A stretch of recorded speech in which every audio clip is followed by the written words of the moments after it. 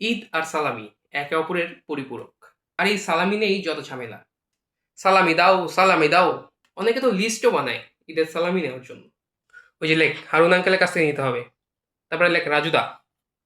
ওই যে লতাপাত একটা আত্মীয় আছে না, কি জানি নাম? হ্যাঁ, সার্জিস ভাই, সার্জিস ভাই। ওনার কাছ থেকেও নিতে হবে। পাটোয়ারি ভাইয়ের কাছ থেকেও কিন্তু নিতে হবে।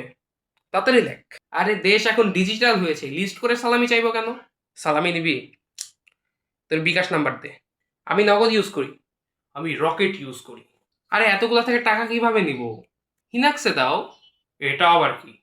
আরে আব্বু, হিনাক্স হলো একটা ওয়েবসাইট, বুঝছো? এই ওয়েবসাইটে তুমি ইচ্ছা মতন সালামি দিতে পারবা। হ্যাঁ, আর শুধু সালামি নয়, তুমি এখান থেকে সেন্ড মানি করতে পারবা, পেমেন্ট করতে পারবা।